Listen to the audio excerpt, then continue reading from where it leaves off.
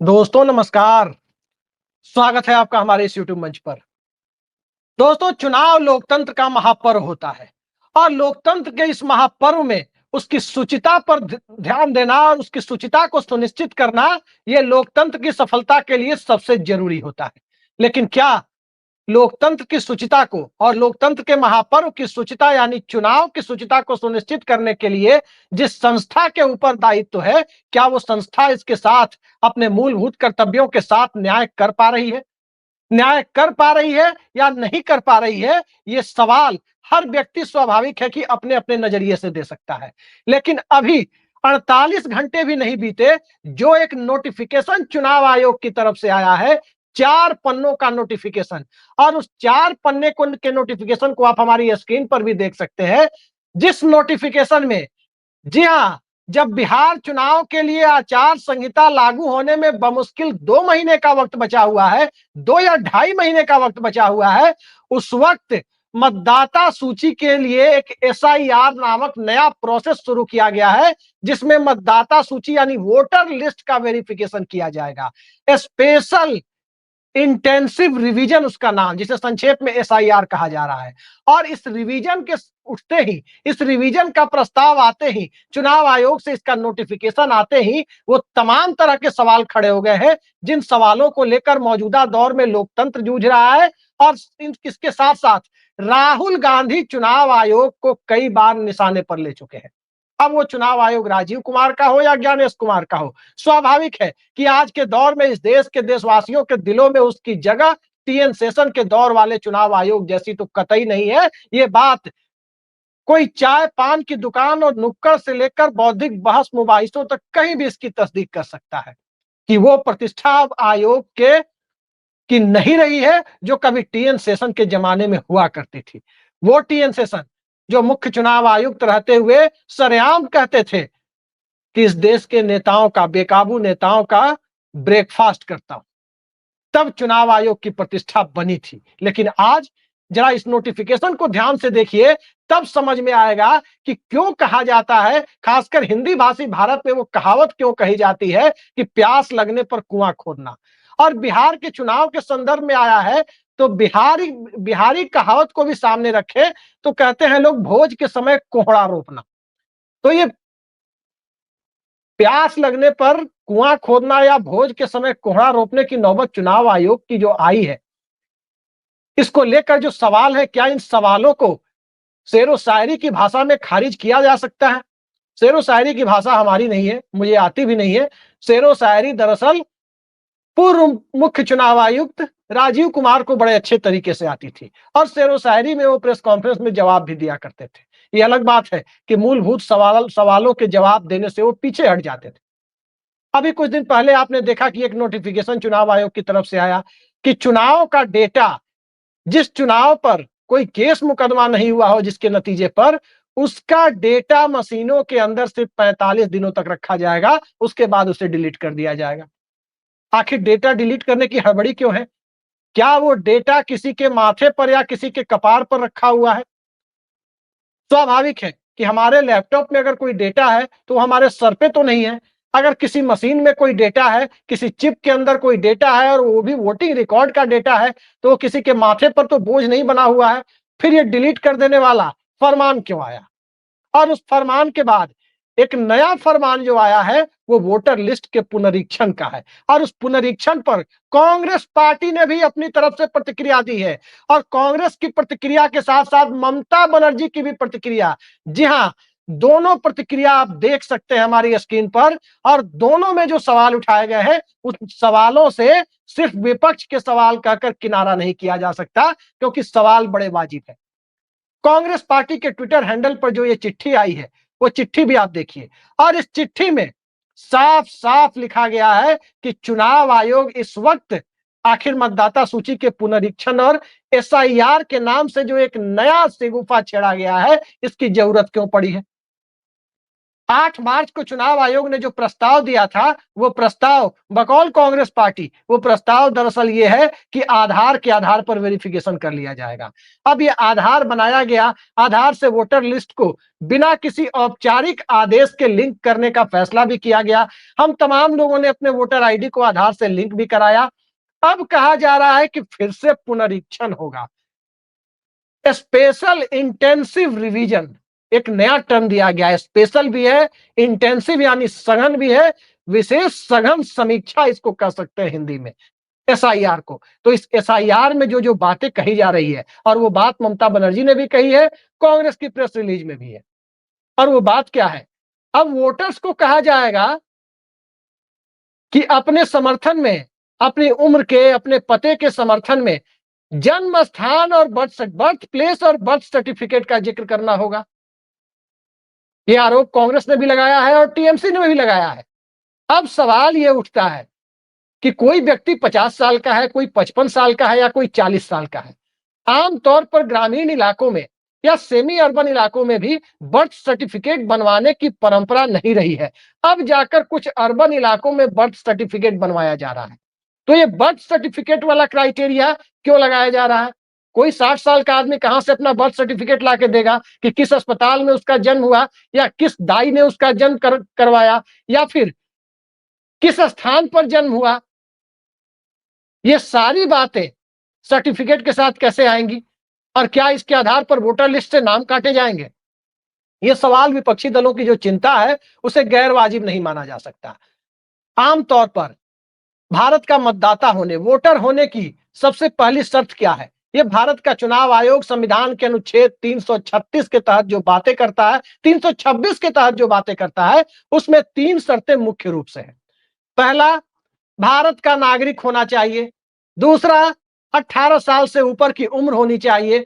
और तीसरा, किसी न्यायालय के द्वारा उसका वोटिंग राइट छीना नहीं होना चाहिए। एक दौर में बाल ठाकरे के वोटिंग राइट को 5 साल के लिए प्रतिबंधित कर दिया गया था। तो उस तरह से किसी का वोटिंग राइट सस्पेंड किया हुआ नहीं होना चाहिए। ये बातें सीधे सीधे आयोग ने कही है। ये भारत का संविधान कहता है। लेकिन सवाल यह है कि जब इस तरह की बातें कही जाती है, उसके बाद की जो स्थितियां बनती है, उन स्थितियों में अब जो चुनाव है, बिहार में एक एनडीए गठबंधन, एक इंडिया गठबंधन, एक जन सुराज पार्टी और कई सारे निर्दलीय भी चुनाव लड़ेंगे। विपक्षी दलों की जो चिंता है, वो चिंता यदि हम सरल शब्दों में आपको बताएं तो आसानी से समझ में आ सकती है। चिंता क्या है? सत्ताधारी दल या गठबंधन अपनी सीट शेयरिंग को भले ही फाइनल नहीं किया है, लेकिन उन्हें इतना पता तो जरूर है कि चुनाव स्तर पर है तो कौन सी पार्टी कौन सी सीट पर लड़ेगी, और कौन से सामाजिक समीकरण से कौन सा कैंडिडेट किस गठबंधन से चुनाव में जाएगा या उनके गठबंधन से कम आएगा, इसका तो उन्हें बखूबी पता है। प्रशासनिक मशीनरी भी सत्ताधारी दल के हाथ में है। जब आचार संहिता लगेगी तब टेम्पररी चुनाव तक के लिए वो चुनाव आयोग के अधीन हो जाएगी, लेकिन फिलहाल तो राज्य सरकार के अधीन है। तमाम डीएम, एसपी, बीएलओ सभी राज्य सरकार के कर्मचारी हैं। अब सवाल ये उठता है कि जिस दल या गठबंधन से, जिस जाति या सामाजिक समीकरण का व्यक्ति चुनाव लड़ेगा, खासकर सत्ताधारी दल से, तो उसके विरोध में जो सामाजिक समीकरण बन रहा होगा, उस सामाजिक समूह के 5,000 10,000 वोटर के नाम काट तो नहीं दिए जाएंगे। इन्हीं सब औपचारिकताओं की पूर्ति के अभाव का बहाना बनाकर ये सारी चिंताएं अभी विपक्षी दलों को सता रही है। और जब ये सारी चिंताएं सता रही है, तो सवाल उठता है कि महाराष्ट्र चुनाव के वोटर लिस्ट को लेकर जिस ढंग से सवाल उठे कि आखिर कैसे 47 लाख वोटर महाराष्ट्र में महज 5 महीने में बढ़ गए थे, तो वो सवाल अब बिहार के लिए और बड़ा सवाल तो नहीं है। चुनाव आयोग की वेबसाइट पर जो चिट्ठी मैंने देखी, उसमें कहा कि रैपिड अर्बनाइजेशन, लोगों के द्वारा दूसरी जगह मूव कर जाने, इन सब वजहों से वोटर लिस्ट के पुनरीक्षण की जरूरत है। तो क्या यह वोटर लिस्ट के पुनरीक्षण की जरूरत, जब अक्टूबर नवंबर में चुनाव होना है, अगस्त के लास्ट में या सितंबर में आचार संहिता लगनी है, तो क्या ये 24 और 25 जून को इसकी जरूरत महसूस होगी? और फिर उसके बाद तब काम शुरू होगा? ये बात कोई भी व्यक्ति आसानी से समझ सकता है कि पुनरीक्षण के नाम पर जो वोटर लिस्ट से नाम काटे जाएंगे, वो काटे जाने वाले नामों की सूची में किस तरह की परिस्थितियों के पैदा होने की संभावना बन सकती है। बड़ा सवाल है। और बड़ा सवाल इसलिए है क्योंकि ये बिहार का चुनाव है। बिहार यानी देश के मिजाज को तय करने वाला राज्य। बिहार जिसने इंदिरा गांधी के रथ को भी रोका, जिसने नरेंद्र मोदी के रथ को भी रोका। बिहार वो बिहार जिसने तमाम सत्ता विरोधी रुझानों का एक तरह से नेतृत्व करने का काम किया, और बिहार जो एक तरह से आजाद भारत में राजनीतिक आंदोलनों की सबसे बड़ी स्थली के तौर पर जाना जाता रहा। यहीं जेपी भी थे, तो यहीं से वीपी सिंह के बोफोर्स आंदोलन को भी जगह मिली थी, और यहीं से पटना की रैली में जिस प्रकार से बम ब्लास्ट के बाद की परिस्थितियों में नरेंद्र मोदी का मोमेंटम पूरे देश में 2013 में बना, वो भी लोगों ने देखा था। तो ये सारी परिस्थितियां बिहार के चुनाव के पहले जब आ रही है, तो क्या चुनाव आयोग इस बात को जस्टिफाई करेगा? क्या इस बात को न्यायोचित ठहरा पाएंगे ज्ञानेश कुमार कि इस वक्त वोटर लिस्ट के पुनरीक्षण की जरूरत क्यों आई है? और वोटर लिस्ट के पुनरीक्षण की जरूरत जब इस वक्त आई है, तो क्या बिहार के विपक्षी दल ये आसानी से होने देंगे? क्या यह मामला कहीं विपक्षी दलों के द्वारा चुनाव बहिष्कार तक तो नहीं चला जाएगा? कई सारे सवाल हैं। वोटों के लिए जो तकनीकी प्रक्रिया और जो हारमोनियम जैसी एक नया नया उपकरण जो सामने आ गया है, उसमें बटन दबाने पर पी बोलता है, उस उपकरण से तो विपक्षी दल पहले से परेशान है। उसको हटाने के लिए अलग अलग जगह पर कुछ एनजीओ और कुछ दूसरे लोग भी कोशिश में लगे हुए हैं, और इन सब के बीच अब वोटर लिस्ट का पुनरीक्षण, ये एक नया फंडा सामने आ गया। बीएलओ तय करेंगे, बीएलओ के यहाँ सर्टिफिकेट जमा कराइए या ऑनलाइन अपलोड कीजिए। अब ये सारा काम धाम छोड़ के लोग यही काम करेंगे। तो इस तरह के का काम चुनाव आयोग यदि मौजूदा दौर में कर रहा है, तो क्या वाकई गोदी मीडिया की तरह गोदी आयोग भी खड़ा हो गया है? क्योंकि ये देश गोदी सेठ को भी देख रहा है, गोदी मीडिया को भी देख रहा है। तो क्या गोदी आयोग की जो भूमिका बन रही है, उस भूमिका को लेकर के भी एक सवाल है। सवाल इसलिए भी है क्योंकि भारत का चुनाव आयोग 3 सदस्यीय है। आज से नहीं 3 सदस्यीय है, 1993 से 3 सदस्यों का है। और 3 सदस्यों में पद से हटाए जाने को लेकर जो कॉन्स्टिट्यूशनल इम्यूनिटी है, जो संवैधानिक सुरक्षा है, वो सिर्फ मुख्य चुनाव आयुक्त को है। बाकी दोनों आयुक्तों को सरकार जब चाहे डिपार्टमेंटल सेक्रेटरी की तरह हटा सकती है, विभागीय सचिवों और ज्वाइंट सेक्रेटरी की तरह से पद से हटा सकती है, और अधिकार उन दोनों को मुख्य चुनाव आयुक्त के बराबर है। सुप्रीम कोर्ट ने एक व्यवस्था दी कि संसद जब तक कानून नहीं बनाएगी, तब तक चुनाव आयोग में नियुक्ति के लिए 3 सदस्यीय एक एडहॉक कमेटी होगी, जिसमें प्रधानमंत्री, विपक्ष के नेता और देश के मुख्य न्यायाधीश होंगे। उसके बदले जो कानून लाया गया, उस कानून से मुख्य न्यायाधीश को ही हटा दिया गया, और सरकार ने अपने पक्ष का एक मंत्री बढ़ा लिया, यानी 2-1 से बहुमत सरकार के पक्ष में कर लिया। नियुक्ति ऐसी जिस नियुक्तियों पर विपक्ष को संतोष ना हो। तो भारत के अंदर चुनाव कराने वाली संस्था, जिसे भारत के संविधान निर्माताओं ने बहुत सोच समझकर संविधान के अनुच्छेद 324 से लेकर 329 के बीच में एक अलग तरह की, बिल्कुल सरकार से स्वतंत्र एक संस्था के तौर पर देखा था, उस संस्था की आज क्या हालत हो गई है? ये संस्था स्वायत्त है या नहीं, इस पर एक छोटा किस्सा आपको सुनाता हूं। साल था 1993 का। मुख्य चुनाव आयुक्त और चुनाव आयोग सरकार के मुलाजिम नहीं है, बल्कि संविधान के तहत एक स्वतंत्र निकाय है, जैसे सीएजी या सुप्रीम कोर्ट होते हैं। इस बात को लेकर सुप्रीम कोर्ट में न्यायालय के अधीन टीएन शेषन भारत सरकार के साथ न्यायिक लड़ाई लड़ रहे थे, और जब वो न्यायिक लड़ाई लड़ रहे थे, तब उन्होंने ऐलान कर दिया कि सुप्रीम कोर्ट जब तक चुनाव आयोग की संवैधानिक स्थिति पर फैसला नहीं देता, तब तक चुनाव आयोग इस देश में कोई चुनाव नहीं होने देगा। और इसी दरमियान बंगाल का राज्यसभा चुनाव आ गया। प्रणब मुखर्जी कांग्रेस में नए नए आए थे, उन्हें बिना सांसद बनाए नरसिम्हा राव ने वाणिज्य मंत्री बना दिया। और जो संवैधानिक नियम है कि कोई गैर सांसद यदि केंद्र में या राज्य में मंत्री बनता है, तो उसे 6 महीने के अंदर संसद या विधानमंडल का सदस्य निर्वाचित हो जाना होता है। लिहाजा प्रणब मुखर्जी को उम्मीद थी कि बंगाल से वो राज्यसभा के लिए चुन लिए जाएंगे।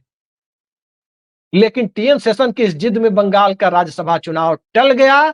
6 महीने की मियाद पूरी होने पर आ गई, और प्रणब मुखर्जी को नरसिम्हा राव कैबिनेट से इस्तीफा देना पड़ा।